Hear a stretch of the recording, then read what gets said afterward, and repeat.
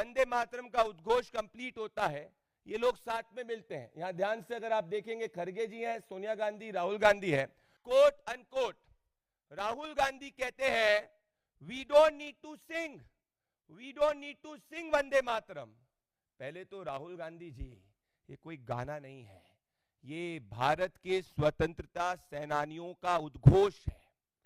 नमस्कार, आप देख रहे हैं न्यूज फॉर नेशन। मैं हूं आपके साथ धीरेन्द्र। इस समय एक बड़ी खबर दिल्ली से आ रही है।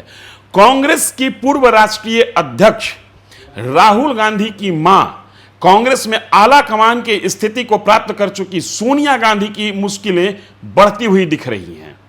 सोनिया गांधी के खिलाफ बेंगलुरु के उर्वा थाना में शिकायत दर्ज किया गया है। शिकायत दर्ज कराने वाले बीजेपी लीडर विकास पुत्तूर हैं। वो शिकायत दर्ज कराए हैं और उन्होंने मांग की है कि सोनिया गांधी के खिलाफ एफआईआर दर्ज हो।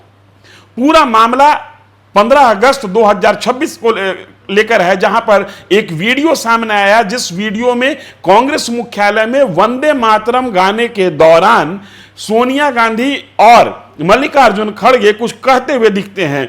इस पूरे वीडियो को इस तरीके से रखा गया है जिससे ऐसा लगता है कि सोनिया गांधी वंदे मातरम गाना जब बजने लगा तो उस पर ऐतराज दर्ज कर रही हैं। राहुल गांधी का भी चेहरा उस समय बहुत पॉजिटिव और सकारात्मक नहीं दिख रहा है। लिहाजा यह माना गया कि वंदे मातरम गीत जब गाया जा रहा था तब कांग्रेस के इन तीनों नेताओं को थोड़ी सी असहजता हो रही थी और शायद इस गीत को वो बीच में रोकना चाहते थे।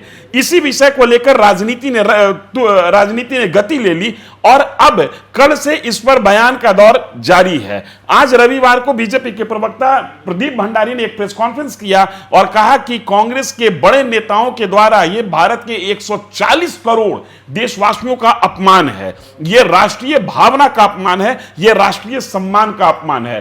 प्रदीप भंडारी ने एक वीडियो दिखाया जिसमें राहुल गांधी कथित तौर पर कहते हुए सुनाई दे रहे हैं कि हमें गाने की जरूरत नहीं है।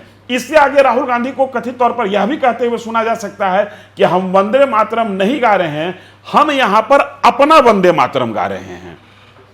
अब राहुल गांधी का अपना वंदे मातरम कौन सा है, ये राहुल गांधी जाने और पूरी कांग्रेस जाने। लेकिन ताजा मामला यह है कि वंदे मातरम गीत गाए जाने के दरमियान कांग्रेस मुख्यालय में सोनिया गांधी, मल्लिकार्जुन खड़गे और राहुल गांधी की एक्टिविटी ने, इनकी कार्यशैली ने एक विवाद खड़ा कर दिया और जिस विवाद में अब कोर्ट कचहरी का मामला बनता हुआ, जो विवाद अब कोर्ट कचहरी का मामला बनता हुआ दिख रहा है। बेंगलुरु के उर्वा थाने में बीजेपी के नेता विकास पुत्तूर अपने समर्थकों के साथ वहां पहुंचते हैं, शिकायत दर्ज कराते हैं और मांग करते हैं कि सोनिया गांधी के खिलाफ एफआईआर दर्ज करके कार्रवाई की जाए। अब आपको हम बताते हैं कि ये वंदे मातरम गीत गाने के दरमियान में क्या आचरण होना चाहिए। 11 अगस्त 2026 को राष्ट्रीय सम्मान के अपमान की रोकथाम, prevention of insults to national honour act के तहत वंदे मातरम गीत को सुरक्षा दे दिया गया है। अब वंदे मातरम कहीं भी अगर गाया जा रहा हो और आप उसके सम्मान में खड़ा नहीं होते हैं तो इसे वंदे मातरम गीत का अपमान माना जाएगा। वंदे मातरम गीत गाए जाने के वक्त अगर आप आदर्श स्थिति में नहीं हैं, डिसिप्लिन में नहीं हैं, तो इसे वंदे मातरम गीत का अपमान माना जाएगा और इस अपमान की सजा 3 साल तक है या जुर्माना। 3 साल और जुर्माना दोनों हो सकता है, दोनों में से कोई एक हो सकता है। 11 अगस्त 2026 को यह कानून बनता है और इस कानून के बनने के बाद अब किसी भी सरकारी कार्यक्रम में सबसे पहले वंदे मातरम गाया जाना है, उसके बाद जन गण मन की इस गायन होगा। वंदे मातरम गाने के लिए 3 मिनट 10 सेकंड का समय निर्धारित किया गया है। जैसे जन गण मन गाने के लिए 52 सेकंड का समय निर्धारित है कि 52 सेकंड में जन गण मन गा लेना चाहिए, उसी तरीके से वंदे मातरम के पूरे गीत के गायन के लिए 3 मिनट 10 सेकंड का समय निर्धारित किया गया है। लिहाजा इस 3 मिनट 10 सेकंड तक आपको आदर्श स्थिति में रहना है वंदे मातरम के सम्मान में।